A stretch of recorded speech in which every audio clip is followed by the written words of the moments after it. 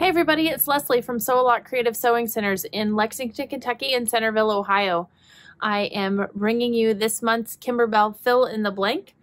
We are talking October 2021 and we are making these super cute home tea towels. So your fill in the blank for the month is 2 tea towels, 1 striped, 1 polka dotted. You have this cute little embroidery design with the jack-o'-lantern face. And also you can leave that off to just create a cute fall pumpkin look. So I hope that you'll hang around and watch how we create this.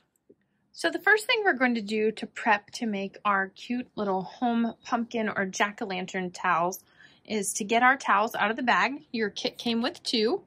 I'm going to use the polka dot one for my Halloween jack-o'-lantern. And I'm just pressing out the creases and the wrinkles and all of the folds from the packaging.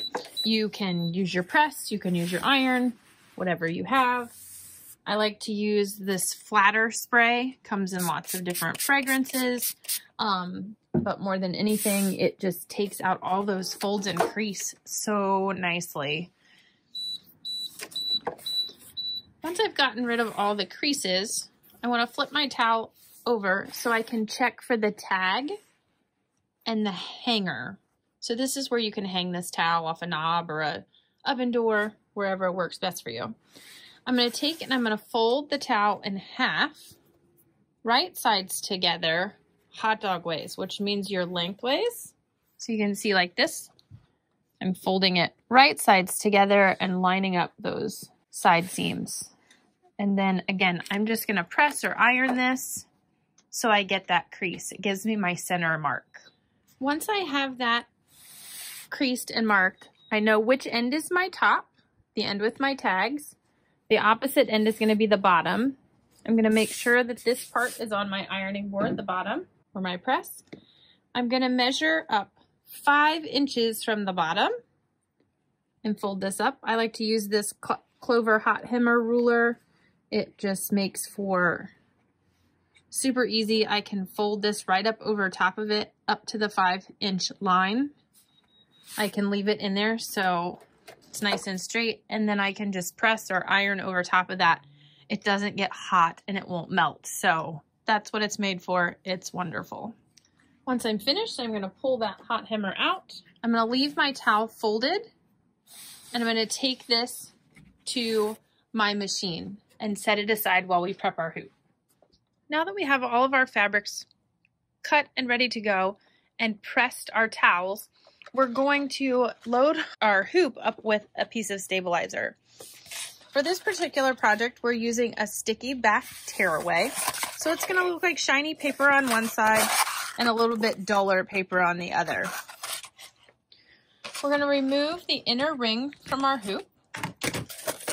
Make sure that our quick release latch is open and loosen up that hoop screw. Then we're going to take this piece of stabilizer and lay the shiny paper side face up towards us. We're going to put the inner ring of our hoop back inside and push it down in. You want to make sure that you can read the numbers or the words on your hoop when you're putting it on the machine. So think about that when you're hooping this into the outer ring. This will just slide right down inside here. We'll close that quick release. If it doesn't easily want to close, make sure that you loosen that hoop screw just a little bit more. I like to slide mine off the edge of the table and then tighten my hoop screw. Make sure that we have a nice firm start. From here, you can grab a pair of pointed tip scissors or a seam ripper, whatever you have close to you, and we're going to score the stabilizer to remove the paper and expose the sticky. I always like to make sure that I do this when it's laying on a flat surface that's not soft and squishy. So I just score it with an X, and then I peel that paper inside the hoop away. And now we're ready to take this to the machine and stitch out step 1 of the design, which is the placement crosshair. So now that we have everything prepped and ready and we're going to pull up our designs off of our USB stick, our MySewNet Cloud, or wherever it is that you have your design stored for your machine, the first thing I want to do is open up where I have my design stored. And in my folder, I have two designs for this.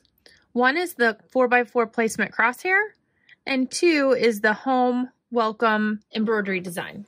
I'm going to first call up the 4x4 crosshair and place it on the screen. I'm going to find my fine tune wheel.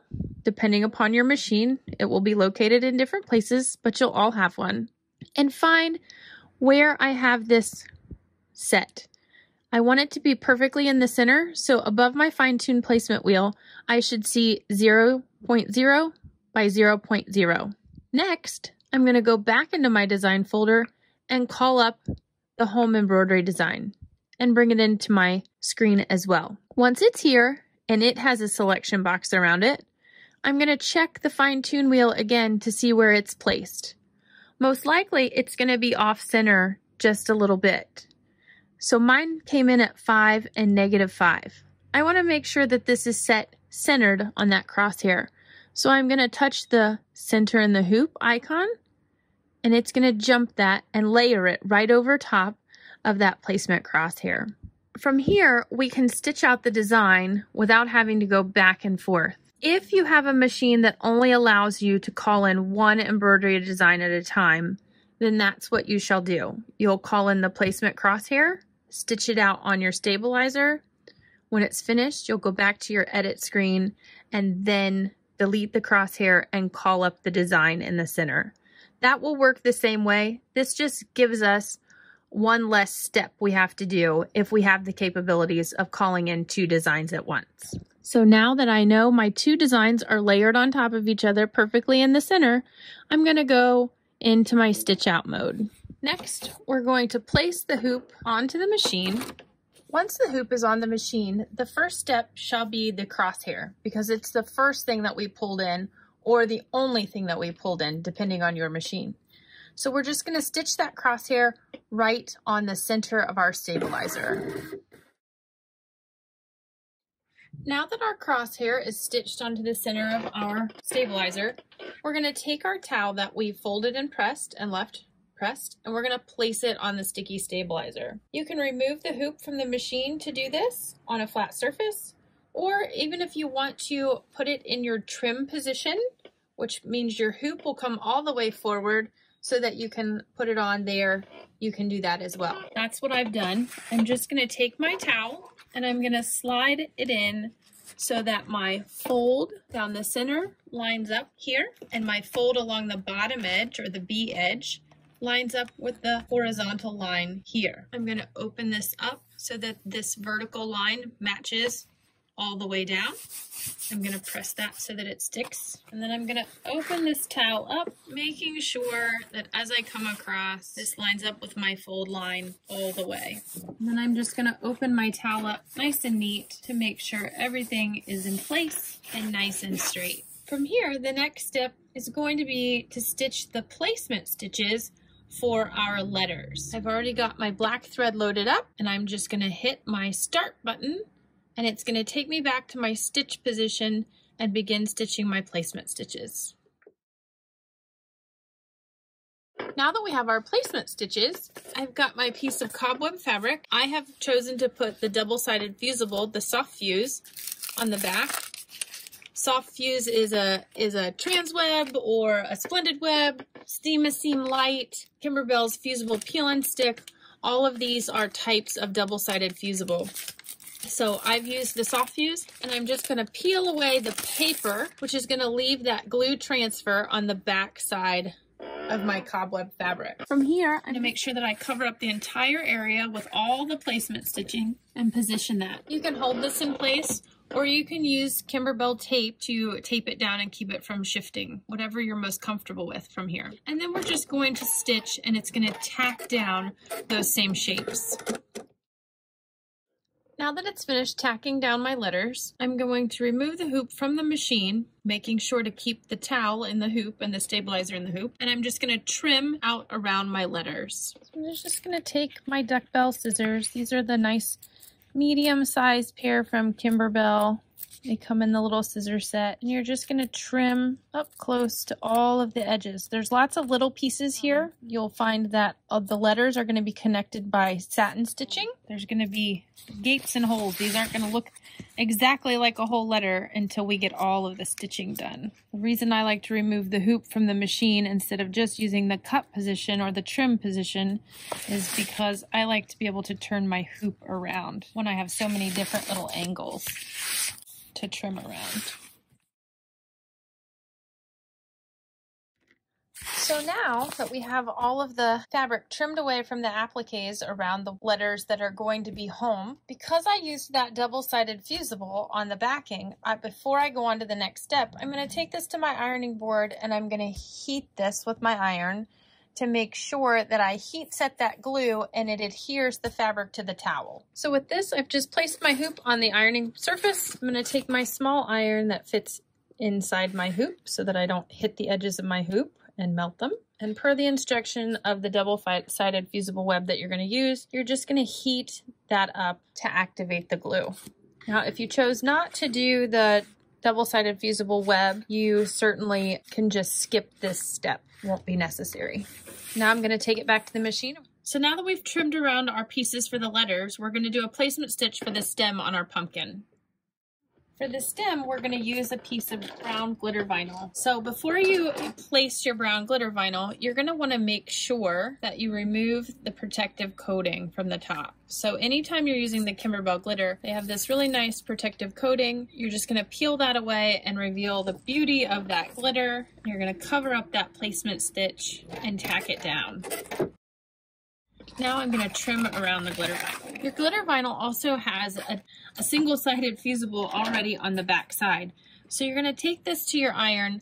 You're going to make sure that you cover it up with a pressing cloth. I'm just going to use my towel. And we're going to heat set or heat activate that glue so that it sticks down to the back of our towel as well. Now we're going to stitch the tendril or the little vine that goes at the top of our pumpkin stem. Next, we're going to stitch a placement stitch for our foam. Once we've put our placement stitch down, we're going to take our piece of flex foam, cover up that entire area just like we would with a piece of applique fabric, and we're going to stitch that in place. From here, we'll trim around the foam. Now that we've trimmed around our foam, we're just going to do a placement stitch for our velveteen piece. I've gone ahead and switched my thread color to orange. And then I'm going to take my velveteen, nice soft side up, and make sure I cover that entire area. And we're going to tack this in place. This one I definitely like to put a little pressure on the corners, so whether that be holding it taut or using the Kimberbell tape to keep it from bubbling around that foam definitely will be handy. And from here we're going to trim our velveteen away. Next, we're going to stitch the satin stitch and detail work on the pumpkin. Next, we're going to stitch the satin stitching to complete our letters. And off we go.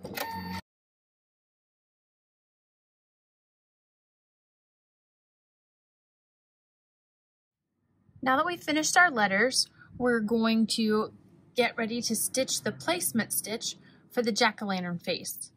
So if you were stitching just a fall towel and didn't want the jack-o'-lantern face, this is where you would be finished with your embroidery and you would stop here. If you want to add the jack-o'-lantern face, from now we're going to go ahead and hit start. It's going to stitch a placement stitch and we're going to get our piece of black glitter vinyl all ready by peeling off that piece of plastic coating. I've removed my piece of plastic coating and I'm just going to cover up that entire area of the jack-o'-lantern. Again, if you want to tape down your corners, feel free to. Now your embroidery is complete. We'll remove the hoop and trim around the jack-o'-lantern face. You can cover with a pressing cloth and heat set that vinyl to make sure that it sticks in place. Just remember, you are pressing the vinyl onto velveteen, so make sure you use a nice pressing cloth. The other side of the towel will work perfectly. For trimming the face, because there's such tight, tiny areas that are hard to get into, I like to use my Kimberbell microtip scissors. These have nice fine points where you can get around all of those little grooves and make sure that you get your jack-o'-lantern face cut out nice and clean.